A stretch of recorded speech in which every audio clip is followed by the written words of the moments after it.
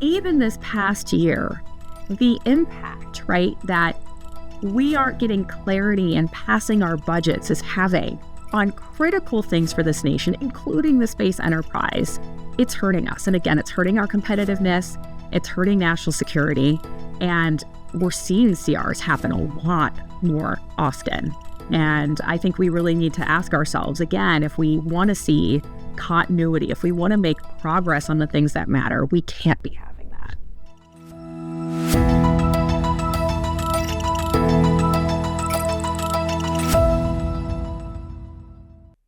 Hello, welcome to the Space Policy Show. I'm Colleen Stover with the Center for Space Policy and Strategy, part of the Aerospace Corporation. In this episode, we explore advancing national strategy. How has the past 4 years changed how we view and use space? What strategies are most important to examine and deploy over the next 4 years? I had the chance to catch up with Kara Cunzeman, who leads the Aerospace Corporation's Strategic Futures Directorate. This episode is part of our deep dive series discussing some of the most pressing issues for space policymakers today. If you want to learn more about strategic foresight and how it's used to navigate an unpredictable future, read the paper, of course. Framing Space Agenda through Strategic Foresight is at csps.aerospace.org. Thanks for joining, and let's go to our conversation, where I started off by asking Kara about her background as a space futurist and standing up the Foresight Directorate at Aerospace. Of course, I always have loved space. My father was a helicopter pilot and an avid science fiction reader, and I got the space bug really early. So I've always loved space, and I was fortunate enough to convince him to split the commute. He was down at Qualcomm in San Diego, and I was up in El Segundo when I started my job here at Aerospace 11 years ago. I joined a group called Project West Wing, which did a lot of technical intelligence on the threat side. And in that, I was part of several internal efforts looking at our science and technology portfolio, looking at some of the driving demands for change that our customers were asking of us because commercial was really kicking off and we were starting to see real competition in space, which we haven't seen since the Cold War. Okay. And so I was kind of sitting around and observing one day our super smart senior scientist trying to approach fundamentally what was strategic problems with engineering solutions. And the systems engineer, and I guess that little futurist in me that I didn't know, really started asking a lot of big questions. Like, are these the best methods for managing uncertainty? If we're only basing our decisions on facts, is that enough? And is that going to make us prepared for the future? So that's kind of how I got into this discipline of strategic foresight. It is a real thing. People get PhDs and masters in it. It's a real thing, everyone. It's a real thing. They're practicing professionals in almost every large Fortune 500 company. Every great company has had some efforts in strategic foresight. And so that kind of led me to leading our group here at Aerospace for, I think I'm on 7 years now. You're a founder of Strategic Foresight here at Aerospace Corporation. Yeah. So I think also, I think maybe evidence that it can be done. We were a grassroots effort, and we came back from the Institute for the Future and kind of learned more about how to do this. And then we looked at this through the lens of a very technical organization and said, okay, for those that are incentivized by data-driven decisions, how do we make this work?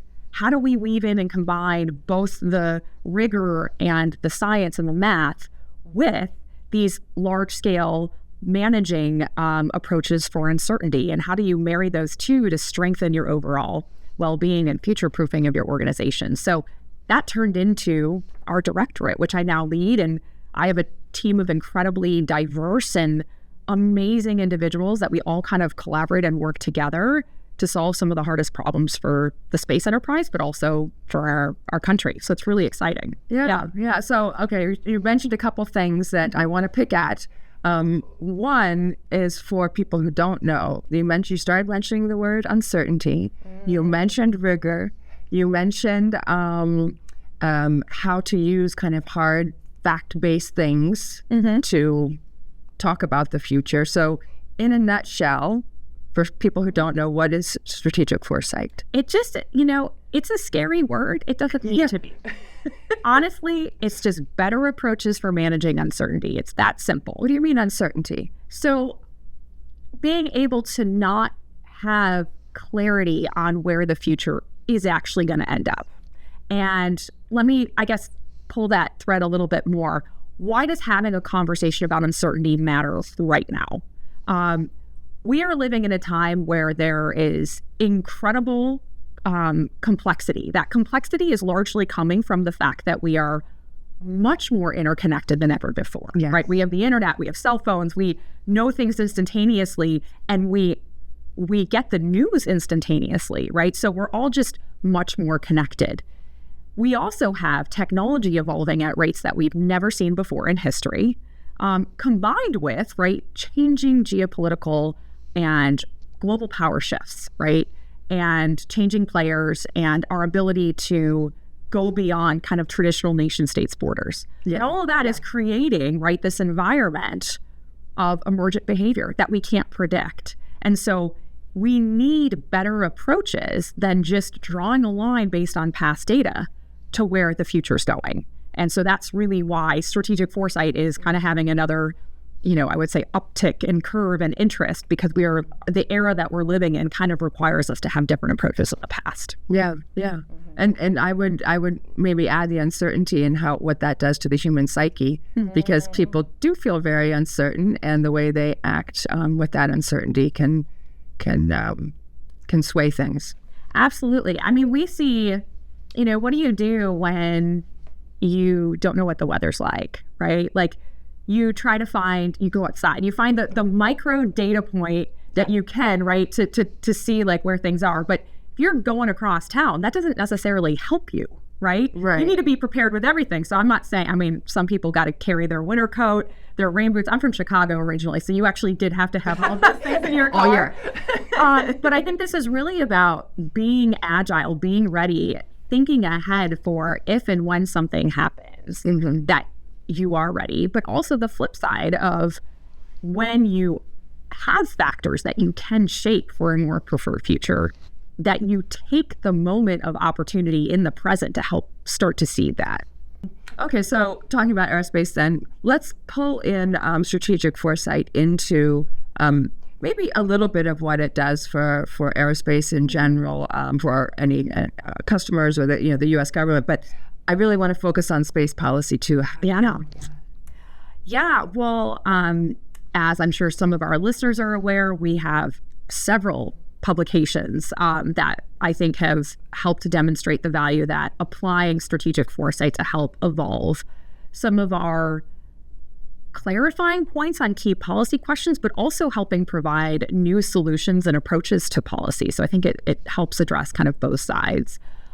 So one of our papers that we authored is called the Strategic Foresight for the Space Enterprise. And it really just at a highest level, taking into consideration across, national security, civil and commercial space, what are potential corner cases of the future, and how do we use these frameworks to help draw better business plans, better government policies, better security policies?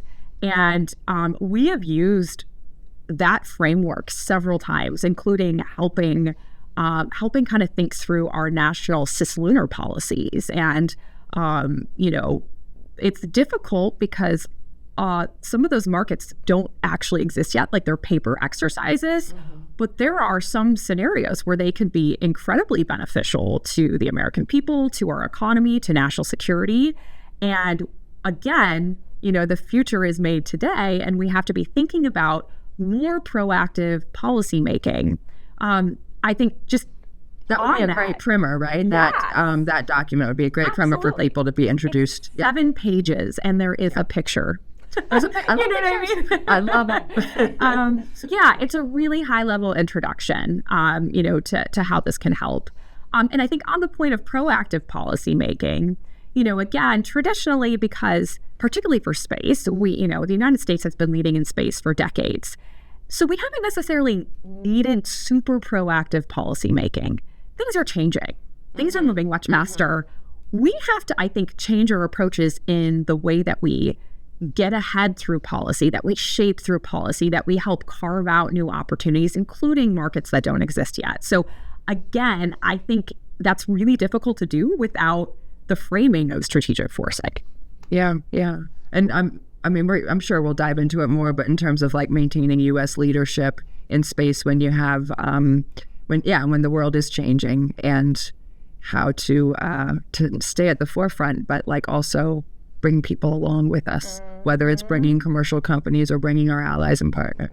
I mean, we're coming around, right? I think a lot of our senior leaders for the nation definitely have recognized we can't do the things that we want to do without the commercial sector, without our partners, and without our allies. I think there's a critical question kind of in the forefront, which is, if we want to lead, what kind of leader do we want to be, and what outcomes do we want? And I think all of that really hasn't been articulated, right? And so that is something that I certainly hope, the next 4 years we start to pick at. It's a big question, but I think for us to really do big things, and for us to do amazing things, and for us to make space even more valuable to the American people, we need some answers to that question. Right. So 4 years. It's been 4 years since the last presidential election. It's an election year now. A lot of things have changed in the last 4 years. So can we kind of talk about the differences, maybe in a greater kind of societal way that I'm sure that will resonate with many people, but then also some differences in terms of what the space sector might be facing? Yeah, absolutely. So, looking back, right, in 21, obviously we were just coming off of the height of COVID. And there was an incredible amount of investment capital going into space at that time. So, fast forward to today, there's certainly been a leveling off. There's been, some folks that have closed shop, but there's also been some extreme, advancements in things like Starlink and some launch capabilities and remote sensing. So there have been progressions in current plans and continuation of that, right? We haven't kind of fully realized, I think, this new wave of this grand economy, but we are on the way and we have made progress. But the markets have kind of leveled out, I think, in a healthy way. We were, post-COVID, there was a lot of capital going in. So I think we're in an interesting spot, with the commercial sector making advancements. Broader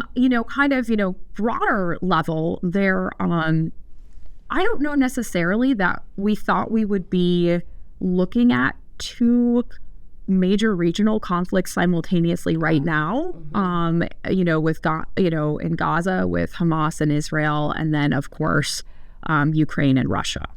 I don't think maybe folks may have quote unquote predicted one or other, but at the same time in the order that they showed up in, and of course the lessons that we're learning about the role that space has had in helping advance key capabilities, where, I think there's been surprises there in terms of how capable those have been. So I think that's certainly another area. I'm kind of sad to report, I'm not really sure how much we've advanced in terms of space debris mitigation and space traffic, control, and a lot has to do with the fact that those issues are largely require international consensus, which we know is extraordinarily difficult.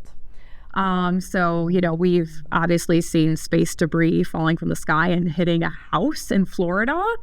So it is affecting real life people here on the ground. There was a very close encounter with two non-maneuverable satellites earlier this year. So it's not getting better. And, we have lots of incredible analysis that's been done here at Aerospace that is saying this is going to get worse. There's not a question here. We're talking about uncertainty. There's not a whole lot of uncertainty in this problem space. Right. The uncertainty is are we going to do anything about it? Are we going to wait for it to get bad enough where it really does hurt us? And not solving this problem it's not good for anybody, right? This isn't it. So I think, of course, the debris thing in the last 4 years has kind of occurred exponentially as well, right? Yes. So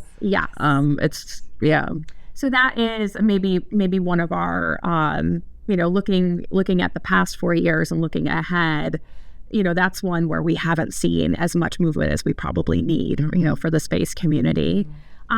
We can talk a little bit about, human spaceflight and some of the advances. China's got their eye on landing on the moon in 2030. Artemis is like just behind it. So we're starting to see kind of, maybe not necessarily in the next administration, but certainly thereafter. And I think some key decisions need to be made in the next administration. Where we could be facing, for the first time again since the Cold War, a true competitor, right? Who maybe is changing the paradigm about, again, that question of leadership and what does leadership really mean? And there's a whole way, obviously we have incredible partnerships we've built, but so has China. And so I think there's some critical policy decisions for us to make if leading in beyond Earth activities is really important there as well. And I might add the idea of cooperating too in certain aspects, like with China for things like space rescue, like when we do have humans, living around in orbit more frequently or on the lunar surface once these things are not in the next 4 years, but they're coming. And I think, again, the future shaped today, and there's some critical things there. I will also just point out, you mentioned partnerships, I think also kind of closer to home, like, Australia, UK, US partnership has really kicked off August. There have been increasing discussions across all aspects of space, so national security, civil, commercial, for these incredibly, collaborative, where, like, no kidding, our allies and partners are picking up a good majority of the weight on some of these missions, which is really exciting because I think there has been a want to do that for so long. And that, I think, is only going to bring more innovation and benefits for everybody. Yeah. And then, having meaningful parts to play. Yes. Maybe one more. Yeah, go ahead. It's a big one. Supply chain. Again, COVID taught us a lot of things. I hope it taught us a lot of things. Supply chain is incredibly vulnerable. And of course, the United States has really done quite a lot with advancing things like the CHIPS Act. And space requires many, many, many advanced chips, and a good majority of both, raw materials as well as advanced chips and manufacturing are not done in the U.S. Mm-hmm. And we're vulnerable, and we know we're vulnerable, and we're doing the best we can to make changes. But I do think COVID was really an eye-opening moment for us changing policies. I think for the better in improving our resiliency. Right. And it's interesting to me in terms of supply chain for space that we're also in competition in terms of workforce and talent, raw materials, and the actual manufacturing locations. And I'll just point out, right, even Ukraine, it's our primary source of xenon, which is used for lots of space testing, and 90% of it was supplied by Ukraine. So there's testing that cannot happen in the United States because of the conflict that's going on there. So there's some real ramifications to this interconnected global world. Brilliant. Well, so talking of interconnectedness, what about AI? Yeah. Where do we sit there in terms of thank you. I told you we have a lot to talk about. How dare I forget the incredible rise of generative AI in the public media, and the rise of things like ChatGPT and these large-scale models, which herald promise of being able to process things much quicker that can help alter even workforce and streamline business operations. So even if you think about, like, what does that have to do with space necessarily, it certainly can, there's a promise of radically changing, kind of the mundane kind of everyday tasks or search or writing. Now, there's a real question, I think, about how much AI writ large. So things like, I'll call the older AI, computer vision, the good old technologies, computer vision, machine learning, which have had extraordinary application in space and continue to evolve. And then things like generative AI, which, quite frankly, I think there's a lot of questions about where that's actually going to apply for on-orbit assets. And I think primarily because of a data situation, but also because of risk. Truth and understanding the black box is critically important for space. And so I think the jury's still out on on-orbit application of generative AI. I think obviously advancements in natural language processing, computer vision, are far more being used right now. And of course, in the near future, that's also looking like that. But AI is hot topic everywhere. It's literally excited. People are scared. Yes, it's replacing jobs. It's writing policies. It's all these things. But we don't use. We do. It's against Our policies are from inside ourselves.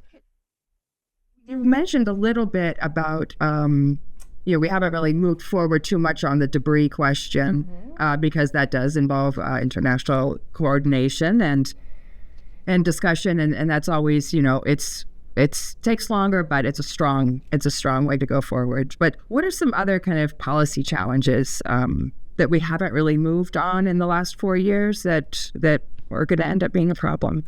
Yeah, well, I think maybe more universally, rather than pick on a specific policy challenge, perhaps the bigger message is really about we had this great opening talking about the changing global environment in which we need to operate in.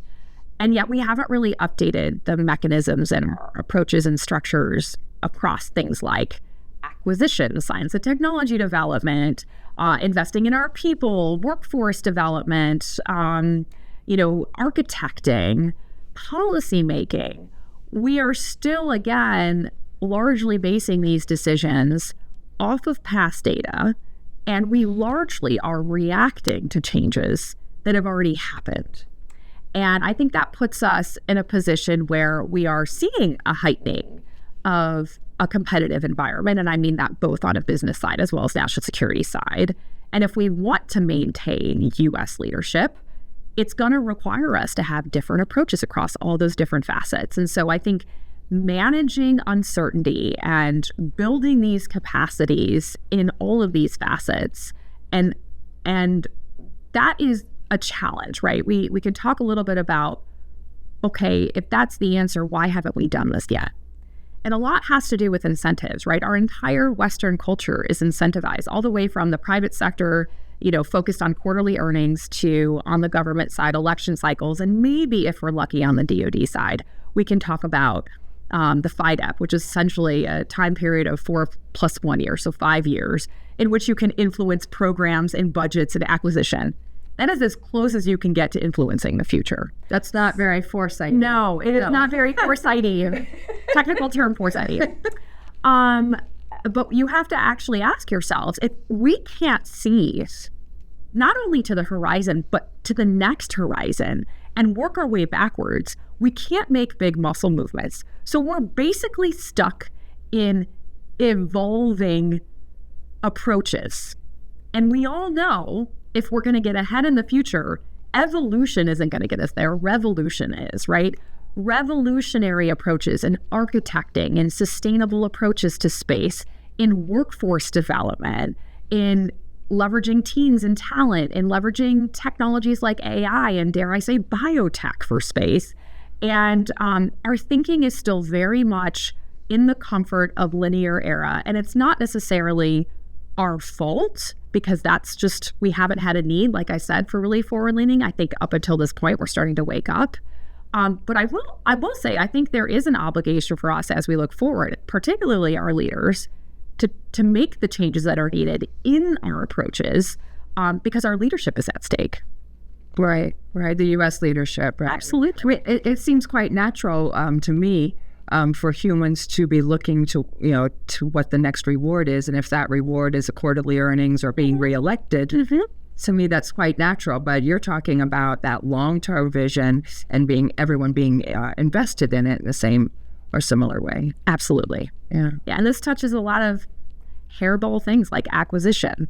And again, continuous resolutions. Oh, we didn't even talk. Oh, thank you for bringing that up, because it's a really good point, right?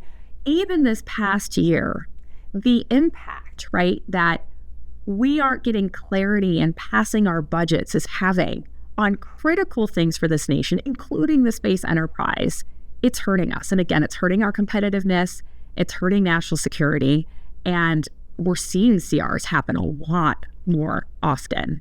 And I think we really need to ask ourselves, again, if we want to see continuity, if we want to make progress on the things that matter, we can't be having that. Right. You need some sort of certainty. Yeah. You're tuned in to the Space Policy Show, produced by the Center for Space Policy and Strategy and part of the Aerospace Corporation. In today's show, we're talking to Kara Cunzeman, lead of Aerospace's Strategic Foresight Directorate. She's been talking about how the world has changed in the past 4 years and how using strategic foresight tools can manage and prepare for uncertainty. I also asked her about a special effort by the Center for Space Policy and Strategy called Space Agenda 2025. It aims to inform the discussions on some of the most critical issues facing the space sector's decision makers over the next 4 years. Space Agenda 2025 is available at csps.aerospace.org. Thank you for joining. We talked a little bit about strategic foresight, and you started kind of going into it now.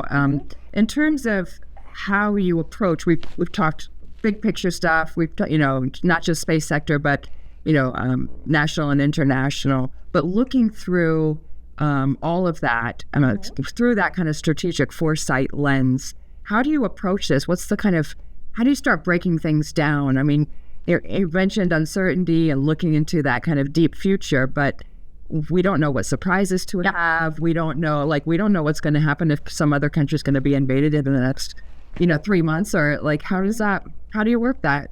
Yeah, so I think our big assumption going into framing out critical issues for Space Agenda 2025 was all based on the premise that the U.S. did in fact want to be the leader for space and also the leader writ large, and that space would help support that, right? So if that is the assumption, then what are all of the critical issues that meet a certain threshold, because there's millions of things, right, that you should be doing, to tee up for incoming decision makers over the next 4 years that we better get traction on if we want to see that vision. Our team, fortunately, is doing this all the time, every day, on a bunch of different topic areas, everything from future of intelligence and future of nuclear conflict and deterrence, to future of space exploration, future of learning, future of aviation. We look at all sorts of different futures. So we've leveraged kind of this experience and body of work, in addition to kind of looking at this through a fresh lens. So we've kind of talked about it a bit, and we lay this out in the introduction, the drivers and the trends, right? The baseline that's telling us where we think more or less the future's going. But as we just kind of, lectured you all on, that's not enough, right? So how do you create these corner cases of the future? Okay. Those corner cases are built on critical uncertainty. Where's the global power states going? What's the commercial sector going to look like? What's the American people, and how does the American people view space and the value of space? And is that being represented in decisions that are being made in Congress? These critical uncertainties all define these different scenarios that you need to be looking at. And so from this work, our team kind of looked across our body of work and said, if I really wanted to communicate an easy framework that any decision maker could pick up and look at, and bin it as well, because it's hard, our critical issues, we have 20 of them in the introduction, and it was actually very difficult to neck that down. Yeah. And we were very deliberate about wording too. Wording matters. So we actually created a binning exercise, which talked about, okay, of these 20 critical issues, what are things that we're completely behind the curve on? Like, we should have done this 4 years ago. We should have done this even before then. What do we need to move out on now?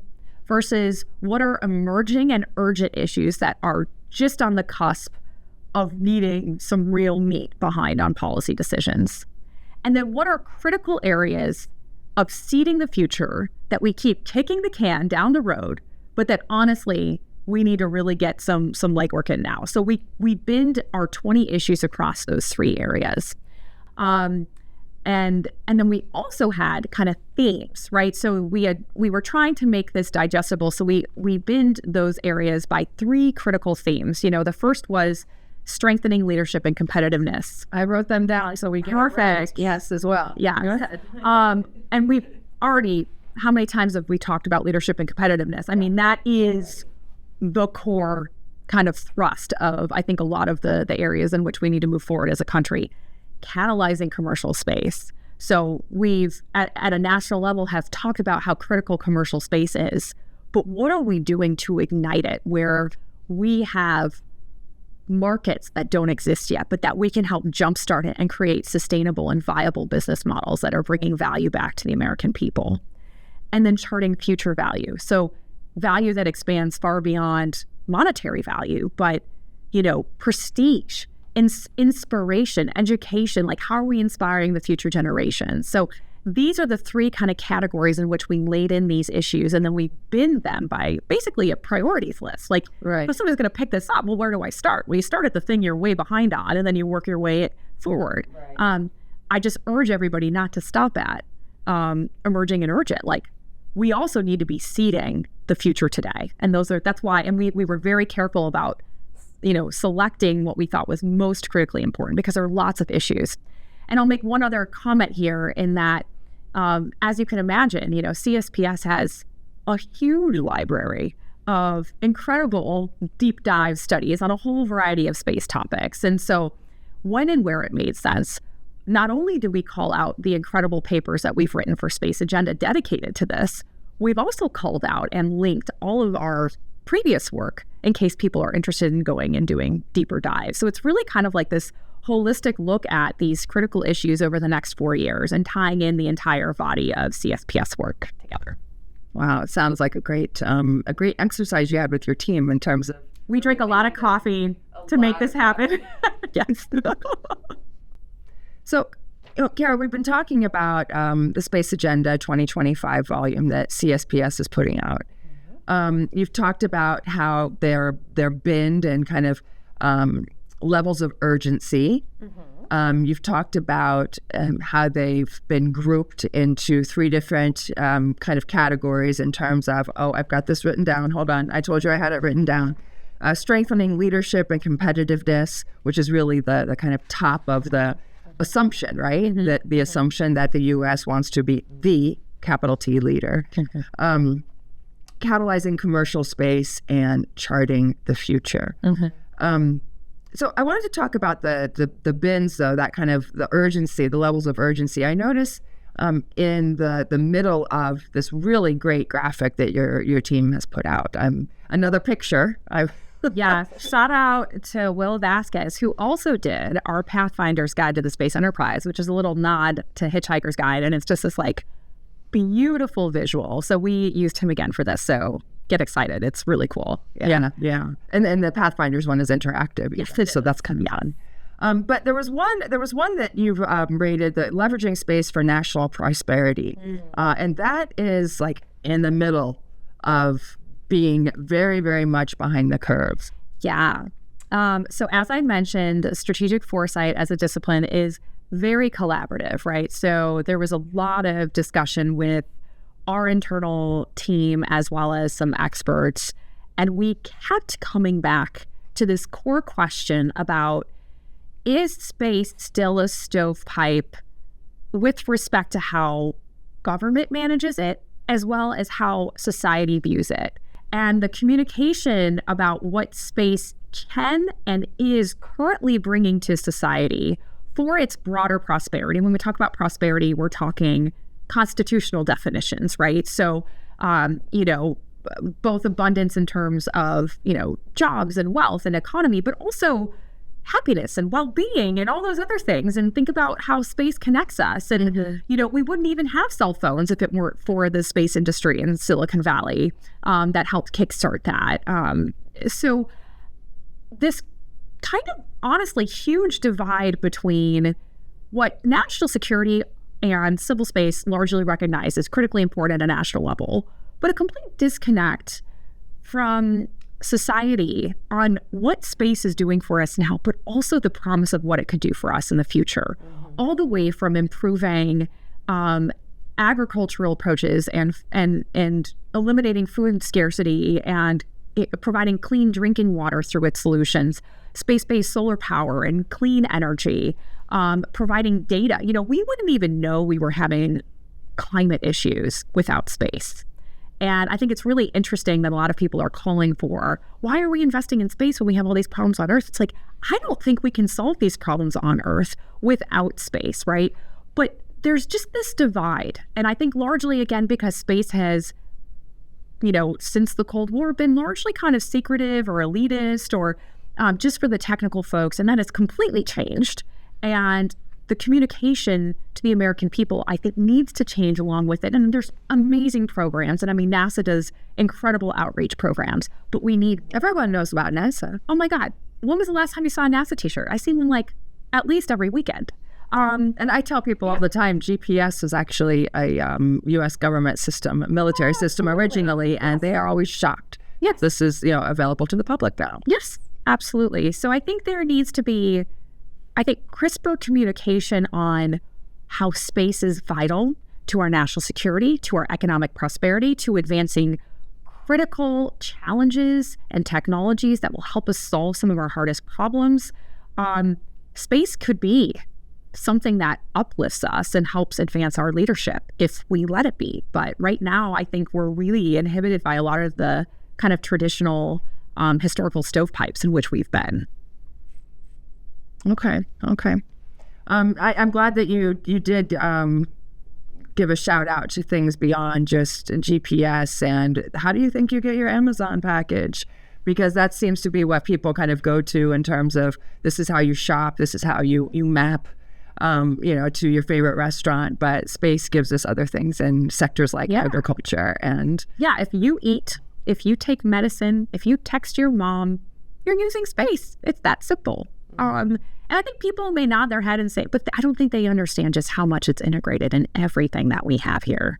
And it's part of our daily life, and we don't even know it. Right. And it goes beyond the phone in your pocket. It's so many other things. Yes. Yeah. So you have the three bins based on urgency. How is CSPS kind of tackling these bins? It's a good question.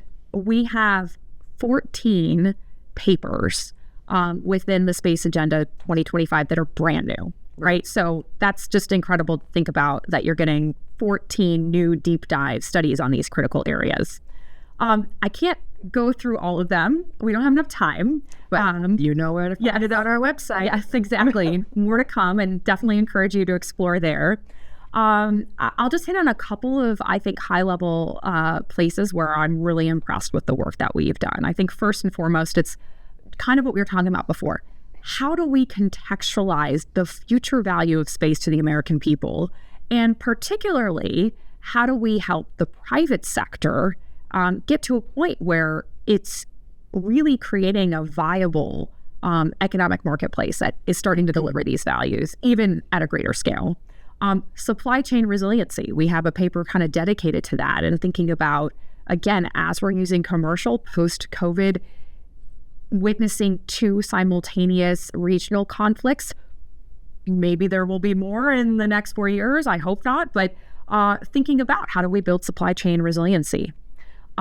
We have 4 papers on space debris. If that's any indicator that is a really juicy topic that needs to be addressed, that's one. And then space's role in strengthening integrated deterrence. And while this isn't a Space Agenda paper, it was a very recent publication, and shout out to Mick Leeson's paper, Charting a Path Through the Space Arms Control Verification Challenge.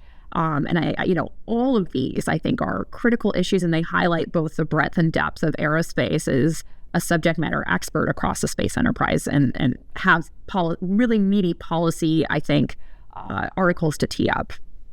So what issues kind of might surprise people that made the cut? Why?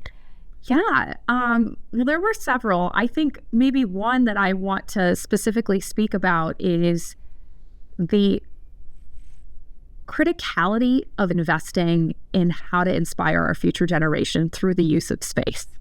So again, something, you hear workforce, you hear STEM education. I don't think there's anybody that's necessarily against that.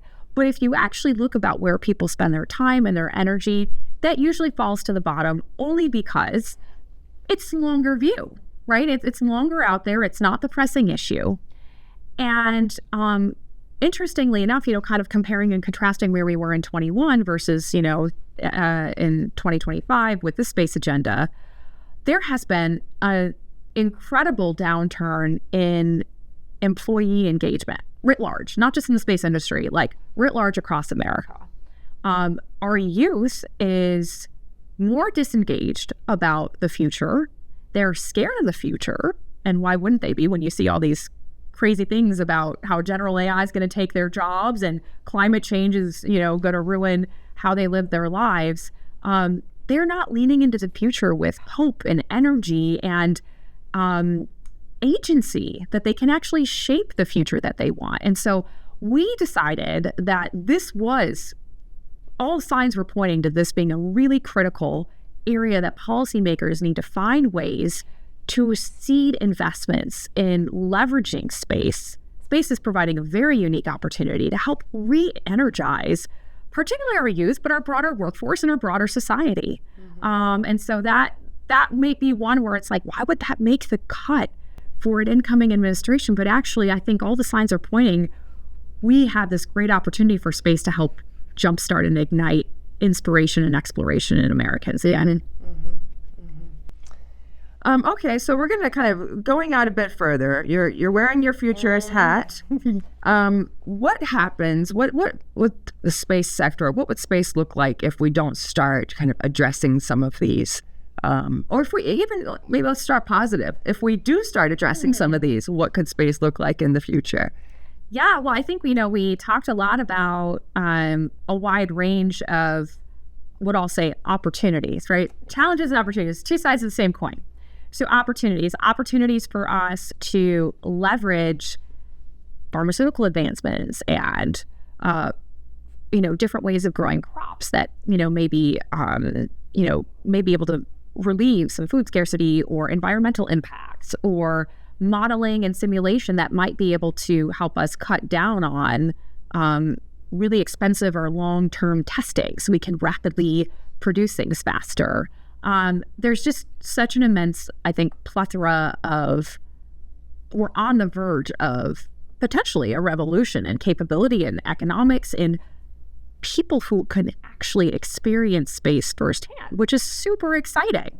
And again, all of that coming back to the benefits that society can have. So I think that's a really interesting opportunity. I think I'm trying to be positive here on our critical issue of space debris. Imagining a future of space where we do set clear parameters, we enforce those parameters, and we kind of, what I would say, plateau to the risk paradigm that we are today, even when we're adding additional objects into certain orbital regimes. I think that's probably a best case, right? Yes, there are amazing groups working on remediation and cleanup. That's also needed.